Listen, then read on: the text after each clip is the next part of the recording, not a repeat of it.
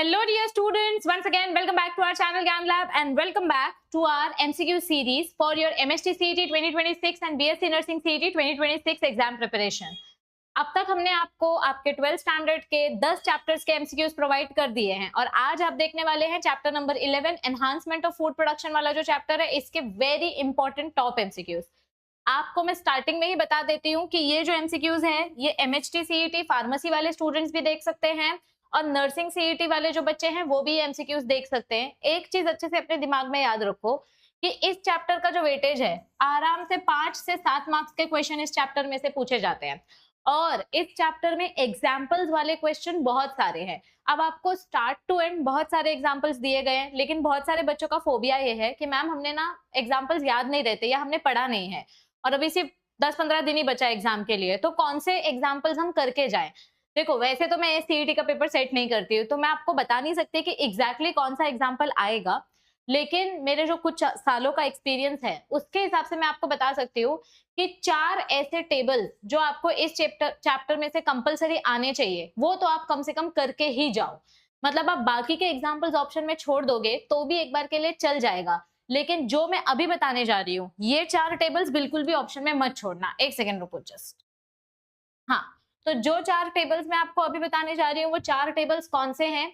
सबसे पहले organic acid वाला टेबल आपको पढ़ के जाना है, फिर विटामिन्स वाला टेबल आपको पढ़ के जाना है, एंजाइम्स वाला टेबल पढ़ के जाना है और एंटीबायोटिक्स वाला टेबल आपको पढ़ के जाना है। मैम इसमें पढ़ना क्या है, कौन से माइक्रो ऑर्गेनिज्म से कौन सा प्रोडक्ट मिलता है ये आपको पढ़ के जाना है। ठीक है, सो आर यू ऑल रेडी? आपको मैं अभी बता देती हूँ कि हम आज जितने भी एमसीक्यू सॉल्व करेंगे आप सबको वीडियो के एंड में उसका कमेंट करना है कि आपके कितने एमसीक्यूज आज राइट थे, कितने एमसीक्यूज आज रॉन्ग थे, क्योंकि आज आपकी एक्चुअल परीक्षा है। क्योंकि ये जो चैप्टर है पूरा एग्जाम्पल बेस्ड चैप्टर है। अगर आपने इस चैप्टर का आंसर अच्छे से दे दिया तो पता चल जाएगा कि आप प्रिपेयर्ड हो, अदरवाइज आपको और प्रिपरेशन करने की जरूरत है। और जब मैं आंसर बोलूंगी, मतलब जब मैं आपको क्वेश्चन दिखाऊंगी तो आपको आंसर नीचे कमेंट करना है, क्योंकि मैं कमेंट भी देख रही हूँ। साथ ही साथ आपको अपने सामने बुक रखनी है, बुक में आपको लिखते जाना है कि आपका कौन सा क्वेश्चन राइट गया और कौन सा क्वेश्चन रॉन्ग गया, तो ही आप टैली कर पाओगे कि आपके कितने मार्क्स आए और आप कितने प्रिपेयर्ड हो। ठीक है, चलो स्टार्ट करते हैं फर्स्ट क्वेश्चन के साथ। ये रहा अपना first question. Which of the following is bacterial source of single cell protein? बताओ इसका आंसर क्या आएगा। देखो सिंगल सेल प्रोटीन क्या होता है, अभी पॉपुलेशन जिस हिसाब से बढ़ रहा है उस हिसाब से प्रोटीन की डिमांड बहुत ज्यादा बढ़ रही है, लेकिन उसका सप्लाई उतना ज्यादा हो रहा है क्या? नहीं, हमारी नेचुरली प्रोटीन का सोर्सेस काफी कम है। तो क्यों ना हम ऐसे सोर्स से प्रोटीन लें जो नेचर के लिए वेस्ट हो, जैसे माइक्रो ऑर्गेनिजम्स, अलगे, फंगस। ये नेचर में बहुत ज्यादा मतलब क्वांटिटी में ग्रो होते हैं और इनमें प्रोटीन भी बहुत ज्यादा होता है।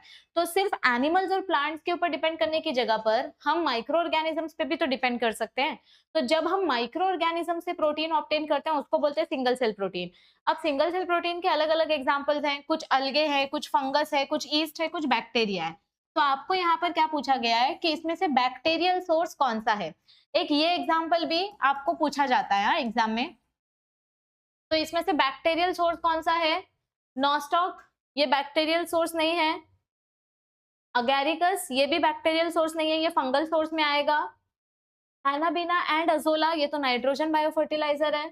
मिथाइलोफिलस, मिथाइलोट्रोपस, ये अपना बैक्टीरियल सोर्स है सिंगल सेल प्रोटीन का। तो इस क्वेश्चन का राइट आंसर आएगा ऑप्शन नंबर डी। जिसने जिसने आंसर करेक्ट दिया है अपने बुक में टिक करो। ठीक है, देखो बहुत सारे बच्चों का मैं कमेंट देखती हूँ, बच्चे पूछते हैं कि मैम आप जो एमसीक्यूज करवा रहे हो इसमें से कितने एमसीक्यूज आएंगे सीईटी एग्जाम में। जैसे कि मैंने शुरुआत में कहा, मैं सीईटी का पेपर सेट नहीं करती। जो एमसीक्यूज मैं आपको प्रैक्टिस करवा रही हूँ इस टाइप के क्वेश्चंस आएंगे, as it is same to same यही क्वेश्चन आएगा, इसकी कोई श्योरिटी नहीं है। लेकिन जो पीवाईक्यूज में सॉल्व करवाती हूँ, जो दूसरे लाइव सेशंस हम आते हैं जो मिक्स्ड पीवाईक्यूज में सॉल्व करवाती हूँ, उसमें से 50% क्वेश्चंस गारंटीड आएंगे। जितने भी पीवाईक्यूज हम सॉल्व करते हैं उसमें से गारंटीड 50% क्वेश्चंस आएंगे। तो ये chapter wise question, chapter wise preparation के लिए होता है। और जो पीवाईक्यूज में सॉल्व करवाती हूँ, मिक्स्ड पीवाईक्यूज के जो सेशंस होते हैं जो रात को मैं 8 बजे लाइव लेती हूँ, वो आपको गारंटीड यूजफुल होंगे। अब दोनों ही सेशंस आपको देखने हैं, दोनों के लिए चैनल को सब्सक्राइब करके रखना पड़ेगा, तभी नोटिफिकेशन मिलेगा। चलो moving on to the next question. मैं ऐसा अज्यूम कर रही हूँ कि आपको सारे नोटिफिकेशंस मिल जाते होंगे, क्योंकि अगर आप चैनल को सब्सक्राइब करके नोटिफिकेशन ऑन रखोगे तो आपका एक भी लेक्चर मिस नहीं होगा। Micro propagation is dash. अब बताओ यहाँ पे माइक्रो प्रोपोगेशन को हम क्या बोलते हैं? माइक्रो प्रोपोगेशन को हम क्लोनल प्रोपोगेशन भी बोलते हैं। चैप्टर नंबर 1 में भी था ये हमको, प्लांट रिप्रोडक्शन वाले चैप्टर में। माइक्रो प्रोपोगेशन में क्या होता है? कम टाइम में, कम स्पेस में ज्यादा प्लांट्स प्रोड्यूस करना, दैट इज माइक्रो प्रोपोगेशन। तो यहाँ पर देखो, इसमें हम क्या करते हैं, यहाँ पर हम सेम टाइप के प्लांट्स को ग्रो करते हैं। It is only adopted by Indian plant biotechnologist.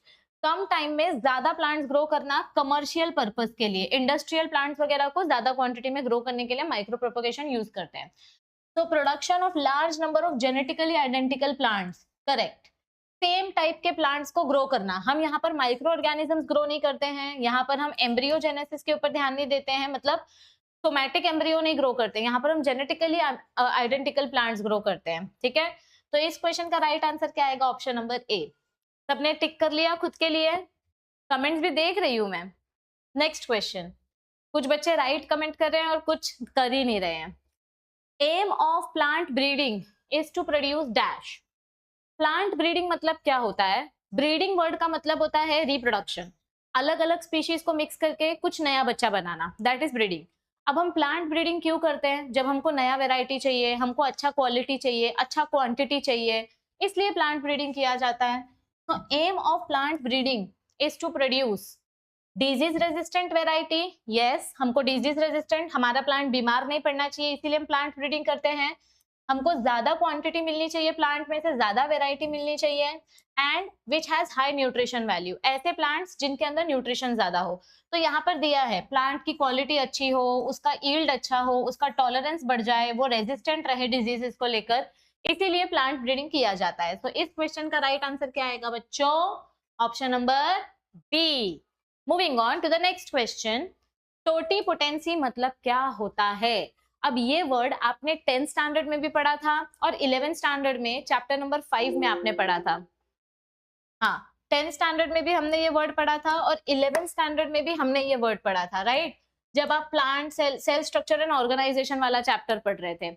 तो टोटीपोटेंसी मतलब क्या होता है? पोटेंसी मतलब एबिलिटी, पोटेंशियल पावर। एक ही टिश्यू जो पूरा का पूरा ऑर्गेनिज्म बन सकता है, उसको हम बोलते हैं टोटीपोटेंसी। ये देखो, what is totipotency? It is the ability of the cell to grow, to divide, to redivide and become a completely new plant. This is called as totipotency. तो इस क्वेश्चन का राइट आंसर क्या आएगा? Option number B, development of whole plant from the cell और ex plant, यानी पुराने plant का कोई टिश्यू लेकर उससे पूरा का पूरा नया प्लांट बनाना, that is totipotency. Moving on to the next question, mule was produced by dash. Mule किसका एग्जाम्पल है? ये हमने चैप्टर नंबर 5 में भी पढ़ा है, चैप्टर नंबर 11 में भी पढ़ा है। जब हम डोंकी और हॉर्स इन दोनों के गैमेट्स को फ्यूज करते हैं तो खच्चर बनता है, यानी कि म्यूल बनता है। तो it is an example of interspecific hybridisation. Breeding, mule is an example of interspecific hybridisation horse और डोंकी के मिक्सचर से। So this is directly from the text book. मैं आपको कम से कम हजारों बार बोल चुकी हूँ कि सीईटी में कोई भी क्वेश्चन टेक्स्ट बुक के बाहर का नहीं आता। आप अगर टेक्स्ट बुक अच्छे से रीड करोगे, आपका सीईटी 100% क्रैक हो जाएगा, यानी कि आपको 99 के ऊपर परसेंटाइल आएगा। बस टेक्स्ट बुक रीडिंग पे फोकस करो, for physics, for chemistry, for bio, specially for bio and chemistry आपका टेक्स्ट बुक में से ही कंटेंट पूछा जाता है, ठीक है। अब कुछ बच्चे ऐसे हैं जो हमारे प्लेटफॉर्म पर अभी अभी जुड़ रहे हैं, जिन्होंने अभी चैनल को सब्सक्राइब किया है, तो उनको हमारे एप्लीकेशन के बारे में नहीं पता। आप लोगों को डिस्क्रिप्शन में एक लिंक मिलेगी, हमारा जो ऐप है प्ले स्टोर पर, आप डायरेक्ट प्ले स्टोर पे जाके हमारा ऐप इंस्टॉल कर सकते हो, ये हमारे ऐप का नाम है, या फिर आप नीचे जो डिस्क्रिप्शन पे लिंक है उससे आप इंस्टॉल करो। मैम हम क्यों ऐप इंस्टॉल करें, हमारे मोबाइल में स्पेस नहीं है? तुम्हारा ही फायदा है, अगर आप ऐप इंस्टॉल करोगे तो आपको वहां पर फ्री मॉक टेस्ट मिलेंगे। इस फ्री मॉक टेस्ट में हमने आपको 200 एमसीक्यूज दिए हैं। आप ये मॉक टेस्ट बार बार अटेम्प्ट कर सकते हो। स्पेशली वो बच्चे जिन्होंने कहीं ऑफलाइन क्लासेस लगा के रखी है पर उनको इतना ज्यादा उधर पे मॉक टेस्ट नहीं मिलता है, तो आप यहाँ पे एक्स्ट्रा मॉक टेस्ट प्रैक्टिस कर सकते हो।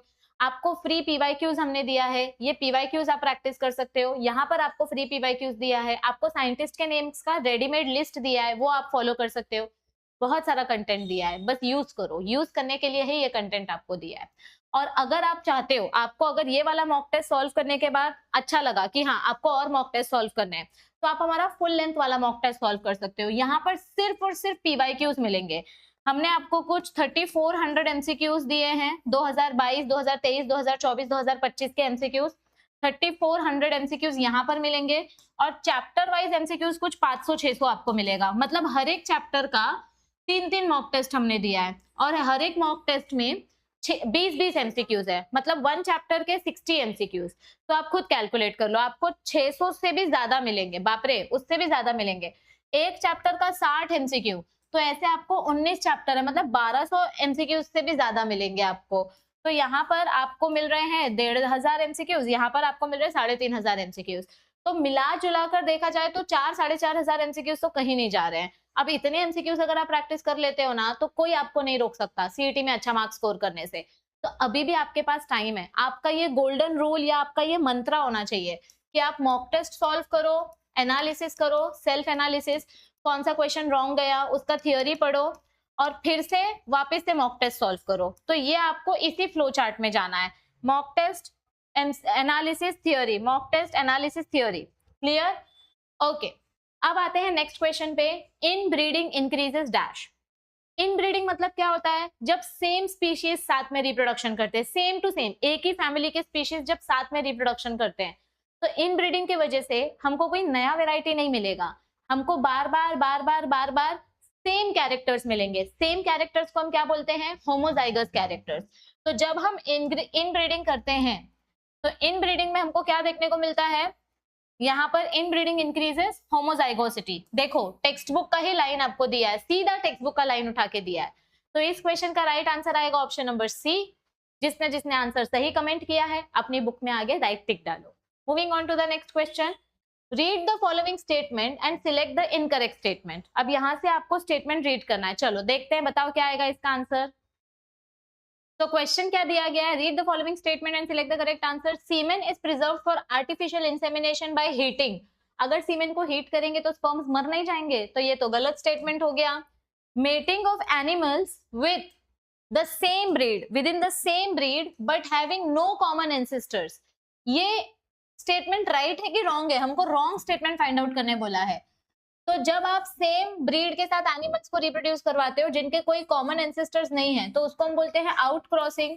इंटरस्पेसिफिक हाइब्रिडाइजेशन का एग्जांपल म्यूल है। कंटिन्यूअस इनब्रीडिंग के वजह से इनब्रीडिंग डिप्रेशन होता है। तो ये तीनों स्टेटमेंट्स करेक्ट है, लेकिन आर्टिफिशियल इंसेमिनेशन वाला ये वाला स्टेटमेंट इनकरेक्ट है, क्योंकि यहाँ पर हम जो सीमेन को स्टोर करते हैं वो फ्रोजन स्टेट में स्टोर करते हैं, कोल्ड कंडीशन में, ताकि सीमेन सैंपल हमारा प्रोटेक्टेड रहे और स्पर्म्स मर ना जाए। तो इस क्वेश्चन का राइट आंसर आएगा option number A. Moving on to the next question, question number 8। बताओ which of the following are common fresh water fishes. ये अपना क्वेश्चन पूछा है और ये बहुत ही सिंपल एग्जांपल बेस्ड क्वेश्चन है। आपको सीधा सीधा क्वेश्चन पूछा है, सीधा सीधा आपकी टेक्स्ट बुक में आंसर है। कॉमन फ्रेश वाटर फिशेस कौन से हैं? Catla catla, rohu, mrigal. So these are our common fresh water fishes. तो इसमें ज्यादा टाइम नहीं वेस्ट करना है, ठीक है? जिसने ये आंसर कमेंट किया है फटाक से नीचे अपने आप को राइट टिक दे दो अपनी बुक में, ठीक है? Moving on to the next question. Broiler management includes dash. Broiler कौन से टाइप के एनिमल्स को हम बोलते हैं? जो हम मीट के लिए यूज करते हैं। और लेयर्स किसको बोलते हैं? जो मुर्गी ज्यादा अंडा देती है, ठीक है? तो ब्रॉयलर मैनेजमेंट के लिए क्या क्या चीजें ध्यान में रखनी होती है? ये देखो, लेयर को अगर अच्छे से ग्रो करना है तो इनके लिए high yielding chicken, it requires well ventilated farms, proper feeding etcetera etcetera. और ब्रॉयलर्स को मैनेज करने के लिए, जो ज्यादा मीट प्रोड्यूस करते हैं, उनको मैनेज करने के लिए हमको ब्रीड अच्छा सिलेक्ट करना पड़ता है। तो selection of the breed is very important. उनका हाउसिंग कंडीशन अच्छा होना चाहिए, proper temperature and ventilation available रहना चाहिए, लाइटिंग भी प्रॉपर होनी चाहिए, ओके? फ्लोर स्पेस अच्छा होना चाहिए और उनका जो खाना है वो अच्छा होना चाहिए। तो ही आपको अच्छा खासा मोटा ताजा मुर्गा मिलेगा और जिसको आप अच्छे खासे मीट के लिए यूज कर पाओगे। तो it includes all of the following conditions. Now moving on to the next question, that is question number 10। चलो फटाफट से इसका आंसर बताओ क्या आएगा। मोएट इज अ मेथड। मोएट मतलब क्या होता है? सबसे पहली बात तो मोएट का फुल फॉर्म आपको पता होना चाहिए, multiple ovulation embryo transfer technique. तो मोएट मेथड में हम क्या करते हैं, वो गाय वाला एग्जांपल याद है, सरोगेट मदर वाला, अच्छी गाय है उसको एफएसएच हार्मोन देंगे ताकि वो मल्टीपल ओव्यूलेशन करे, उसके एम्ब्रियो मतलब बहुत सारे ओवरीज में से बहुत सारे अंडे डेवलप हो, ओव्यूल्स oocytes डेवलप हो, ओव्यूल ओव्यूल वर्ड आ रहा है, oocyte डेवलप हो, और फिर उसको हम आर्टिफिशियल इंसेमिनेशन की मदद से प्रेग्नेंट करेंगे, यानी कि उन oocytes को फर्टिलाइज करवाएंगे, और फिर जब वो oocyte एम्ब्रियो बन जाएंगे तो उन एम्ब्रियो को निकाल के सरोगेट मदर में ट्रांसफर कर दिया जाएगा। तो मोएट टेक्नोलॉजी में हम क्या करता है बेटा, इसमें हम क्या करते हैं, it is involve which provides the chance of successful production. यहाँ पर हम काउ को एफएसएच हार्मोन देते हैं ताकि वो सुपर ओव्यूलेशन करे, और फिर हम वो जो एम्ब्रियो होता है उस एम्ब्रियो को निकालकर सरोगेट मदर में ट्रांसफर कर देते हैं। तो ये जो मेथड है ये किसके लिए यूज किया जाता है, कैटल्स के लिए यूज किया जाता है, ताकि हमको दो अलग अलग वेराइटी के कैटल्स मिल सके, यानी हाइब्रिड वेराइटी का बच्चा हमको मिल सके। तो इस क्वेश्चन का आंसर आएगा ऑप्शन नंबर डी। जिसने जिसने करेक्ट आंसर दिया है खुद को मार्क्स दे दो। Moving on to the next question, waste water treatment generates a large quantity of sludge which can be treated by. Sludge मतलब क्या होता है, जो नीचे कचरा बच जाता है, जब हम सीवेज वाटर ट्रीट करते हैं तो नीचे जो कचरा बच जाता है उस कचरे को हम स्लज बोलते हैं। ये अपना सीवेज का ट्रीटमेंट प्लांट है। यहाँ पर एरेशन टैंक करने के बाद जो कचरा बच गया है, जो बैक्टीरिया, एरोबिक बैक्टीरिया जो मर गए हैं, फंगस जो मर गए हैं, वो बचे हुए कचरे को हम स्लज बोलते हैं। तो अब ये स्लज कहाँ जाएगा, अब इस स्लज को, ये जो एक्टिवेटेड स्लज है, इस स्लज को हम कहाँ भेजेंगे, इसको हम भेजेंगे एक डाइजेस्टर में, और उस डाइजेस्टर में क्या ग्रो होने वाला है, एनारोबिक बैक्टीरिया। तो हमारा जो स्लज है उस स्लज को डाइजेस्ट करने के लिए हम किसकी हेल्प लेते हैं, एनारोबिक स्लज डाइजेस्टर यानी एनारोबिक बैक्टीरिया की। तो इस क्वेश्चन का राइट आंसर आएगा ऑप्शन नंबर ए। जिसने जिसने राइट आंसर दिया है खुद को राइट टिक दे दो। Moving on to the next question, the free living fungus trichoderma koningii can be used for. बताओ ये फंगस क्या करता है। देखो प्लांट के साथ अगर फंगस यूज होता है तो उसको माइकोराइजा बोलते हैं, वो वाटर और मिनरल एब्जॉर्ब करता है। यहाँ पे फंगस का कुछ और, यहाँ पर ये बायो कंट्रोल एजेंट के फॉर्म में बताया गया है। तो हमने बायो कंट्रोल एजेंट के एग्जाम्पल्स पढ़े थे, fungus as bio control agent, bacteria as bio control agent. तो यहाँ पर फंगस क्या काम करेगा, ये तो अलग ही है, ये एंजाइम्स वाले टॉपिक से रिलेटेड है। ट्राइकोडर्मा कॉनिगी तो ये बायो कंट्रोल एजेंट नहीं है, it is role of micro organisms in industrial product, उस वाले टॉपिक का है ये। ट्राइकोडर्मा कॉनिगी क्या करता है, एंजाइम बनाने में हेल्प करता है। ये एंजाइम हम पेपर इंडस्ट्री में यूज करते हैं। तो इस क्वेश्चन का राइट आंसर क्या आएगा, option number B. Moving on to the next question, which of the following item is produced by fermenting activity of microbes. कौन कौन सा खाद्य पदार्थ इसमें से हम फर्मेंटेशन करके बनाते हैं, बताओ। Which of the following items is produced by fermentation activity? Idli fermentation से बनता है, डोसा फर्मेंटेशन से बनता है, ढोकला फर्मेंटेशन से बनता है, और चीज भी फर्मेंटेशन से बनता है। ये भी हम फर्मेंटेशन से ही बनाते हैं। तो यहाँ पर चारों के चारों ऑप्शंस करेक्ट आएंगे। ऐसे सिंपल सिंपल क्वेश्चंस आपको आए ना तो आंख बंद करके फटाक से आंसर टिक कर देने का, टाइम नहीं वेस्ट करने का।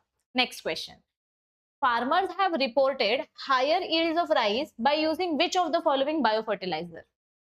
कौन सा बायोफर्टिलाइजर यूज करके ज्यादा राइस प्रोडक्शन होता है। देखो राइस को ग्रो करने के लिए बहुत सारा पानी चाहिए, क्योंकि राइस की फील्ड को हम पैडी फील्ड बोलते हैं।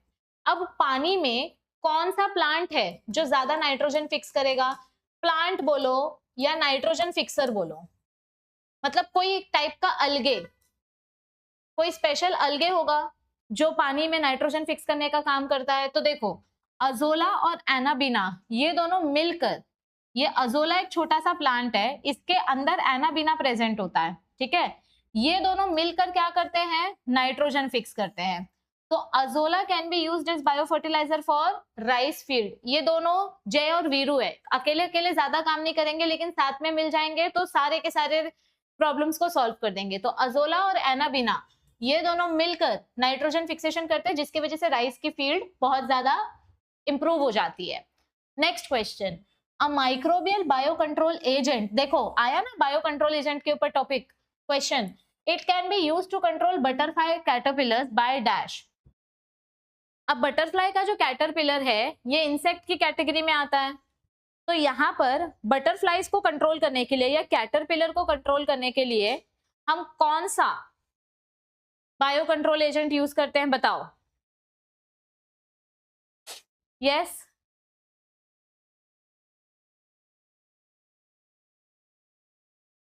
माइक्रोबियल बायो कंट्रोल एजेंट जो कैटरपिलर यूज करने के लिए हम यूज करते हैं, इट इज बैसिलस thuringiensis। कौन सा आएगा इधर पे? Bacillus thuringiensis। So option number B is the right answer, correct. Moving on to the next question. The reason that the chemical synthesis, chemical और सिंथेटिक आएगा इधर पे actually, chemical or synthetic fertilizers should be replaced by biofertilizers is that the former has following effect। former मतलब क्या होता है? पुराना। तो पुराना वाला जो बायो फर्टिलाइजर हम यूज करते हैं, मतलब केमिकल बायो फर्टिलाइजर, उस वो क्यों हमको यूज नहीं करना चाहिए? केमिकल फर्टिलाइजर क्यों यूज नहीं करना चाहिए? बायो फर्टिलाइजर क्यों यूज करना चाहिए? बताओ, इसके आंसर्स बताओ।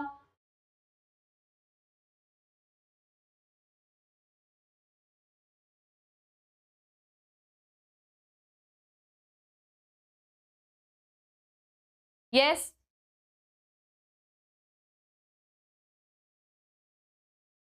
the reason that the chemical और synthetic fertilizers should be replaced।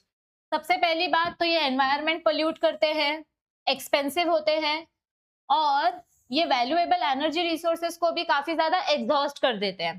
तो केमिकल फर्टिलाइजर्स के बहुत सारे साइड इफेक्ट्स होते हैं। इनको बहुत ज्यादा यूज करेंगे तो सॉइल की क्वालिटी को ये डिग्रेड कर देते हैं, सॉइल को एसिडिक बना देते हैं, फर्टिलिटी कम कर देते हैं। इसीलिए हमको केमिकल फर्टिलाइजर यूज नहीं करना चाहिए, बायो फर्टिलाइजर यूज करना चाहिए। Moving on to the next question, which of the following is an algal source of SCP? अभी स्टार्टिंग में ही हमने देखा था, क्वेश्चन नंबर 1 था अपना, कि कौन सा ऑर्गेनिज्म अलगे की कैटेगरी में आता है जो हम प्रोटीन के लिए यूज कर सकते हैं, बताओ। मिथाइलोफिलस मिथाइलोट्रोपस वो तो बैक्टीरियल है, दिस इज बैक्टीरियल। ये ईस्ट है, सैक्रोमाइसिस इज ईस्ट। आपको अलगे पूछा है, तो यहाँ पर कैंडिडा भी ईस्ट है, दिस इज ऑल्सो ईस्ट। किधर गया? सॉरी, ये ईस्ट है। तो बचा क्या? Chlorella species, only Chlorella and Spirulina. These are the two algal species which are used as single cell protein. तो जिसने ऑप्शन नंबर सी कमेंट किया है, फटाफट खुद को राइट टिक दे दो। Moving on to the next question, last 3 questions left. In sewage treatment process anaerobic organisms play role in dash. Same question अभी आया था। एरोबिक ऑर्गेनिजम्स जो हैं वो पूरा ऑर्गेनिक मास डिकम्पोज कर लेते हैं और मर जाते हैं क्योंकि ऑक्सीजन डिमांड कम हो जाता है। एनारोबिक ऑर्गेनिजम्स क्या करते हैं? जब हम अपने स्लज को एनारोबिक टैंक में डालते हैं तो यहाँ पर एनारोबिक बैक्टीरिया इस स्लज को डाइजेस्ट करते हैं। तो एनारोबिक बैक्टीरिया का काम किधर होता है? स्लज डाइजेस्टर टैंक में। आपको पूरा थियोरी याद नहीं रहता है तो आप कम से कम ये फ्लो चार्ट याद कर लो सीवेज ट्रीटमेंट प्लांट का, यही काफी ज्यादा हेल्पफुल हो जाएगा। यहाँ पर भी आपको काफी समझ में आएगा कि क्या फंक्शन होता है। ठीक है, चलो, जिसने राइट आंसर दिया था खुद को 1 मार्क्स दे दो। And moving on to our second last question of the day. Fermentation of dash produces the beverage feni. Feni feni किसी मूवी के नाम से सुना सुना लग रहा है, मुझे याद नहीं आ रहा है वो मूवी का नाम। ठीक है, फेनी गोवा का बहुत ही फेमस वाइन है। तो फेनी किससे बनता है? The famous wine of Goa, it is made up of fleshy pedicels of cashew fruits. काजू है ना, कोंकणी लोग जो है उनको पता ही होगा, काजू का जो फ्रूट वाला पार्ट होता है जो वो ऊपर का खाते हैं, जो जूसी जूसी होता है, उसमें से फेनी बनाया जाता है। So it is made up of fleshy pedicel of cashew fruit. So option number A is the right answer. अब लास्ट क्वेश्चन दिखाने से पहले मैं एक बार फिर से याद दिला देती हूँ, ये मेरा परम धर्म है, चैनल को सब्सक्राइब करो ताकि आप लोगों का एक भी नोटिफिकेशन मिस ना हो, क्योंकि अब मैं जब PYQs वाला सेशन लेकर आऊंगी तो उसमें मैं ज्यादा क्वांटिटी के MCQs लाने वाली हूँ। 25, 30, 35, 40, 50 MCQs भी लाने वाली हूँ। तो आप लोगों के लिए बहुत कुछ आने वाला है, क्योंकि CET एग्जाम के लिए मुश्किल से 18-19 दिन बचे हैं। तो चैनल को सब्सक्राइब करो। सबसे पहले किया, आई एम वेटिंग। किया चैनल को सब्सक्राइब, अब वीडियो को लाइक कर दो ताकि मुझे पता चले कि हाँ आज कितने बच्चों ने लेक्चर अटेंड किया है। कर दिया, वेरी गुड। और अब अपने फ्रेंड्स के साथ वीडियो को शेयर कर देना। बहुत सारे बच्चे क्या बोलते पता है, मैम आप इतना अच्छा पढ़ाते हो कि हमारा कंपटीशन बढ़ जाएगा, इसीलिए हम अपने फ्रेंड्स के साथ वीडियो शेयर नहीं करते।